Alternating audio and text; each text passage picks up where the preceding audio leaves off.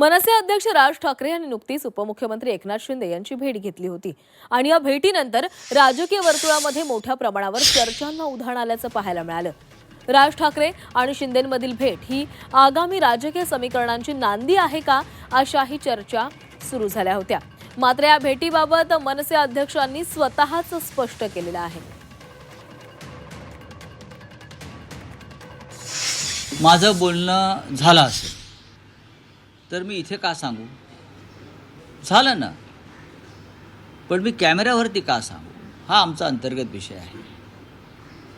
कोणी कोणाला भेटावं, काय करावं, पण मी कालही सांगितलं आणि आजही सांगतो, एकनाथ शिंदे हे त्या अर्थानं महाराष्ट्राच्या अस्मितेचे, स्वाभिमानाचे शत्रू आहेत। हिंदुहृदय सम्राट बाळासाहेब ठाकरे यांची शिवसेना अमित शहाच्या मदतीनं चोरली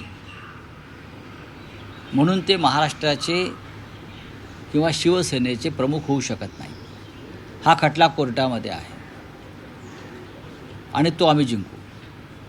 दुसरा असं आहे की एकनाथ शिंदे यांच्याबरोबरचं आमचं भांडण आहे आणि राहील, हे मी वारंवार सांगितलेलं आहे। ते भांडण व्यक्तिगत नसून ते भांडण महाराष्ट्राच्या हिताचं, स्वाभिमानाचं आहे, नैतिकतेचं आहे आणि हे भांडण आम्ही टोकाला नेऊ।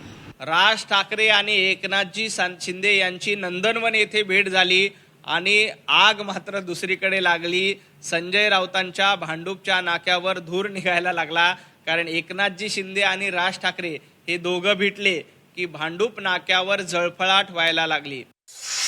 शहरांमध्ये येणारी जी माणसं आहेत ती थांबत नाहीयेत, गाड्या थांबत नाहीयेत, हे आपण कुठे नेणार आहोत सगळं प्रकरण?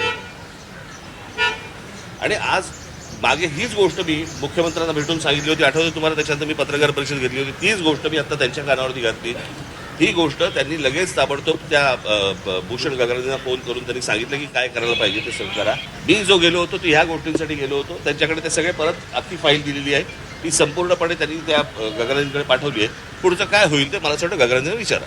मी एक राज्याचा नागरिक म्हणून, एका पक्षाचा अध्यक्ष म्हणून, एक विरोधी पक्ष म्हणून मला असं वाटतं काही गोष्टी, सजेशन्स हे मला असं वाटतं सत्ताधाऱ्यांना सांगणं गरजेचं आहे, देणं गरजेचं आहे। आणि त्याच्यासाठी मी यांना आत्ता नाही, परत भेटीन। ह्याच्यानंतर तुम्हाला काय राजकारणाच्या चर्चा करायच्या असतील त्या तुम्ही करत बसा। मी जो गेलो होतो, आणि दुसरी गोष्ट म्हणजे ज्याला मी मगाशी सुरुवात करताना सांगितलं होतं की एक निकोप राजकारण हे महाराष्ट्रामध्ये पूर्वी होतं की निवडणुका संपल्यानंतर सगळेजण एकमेकांना भेटायचे, काही बोलणं व्हायचं, काही व्हायचं। या सगळ्या गोष्टी आता संपलेल्या आहेत।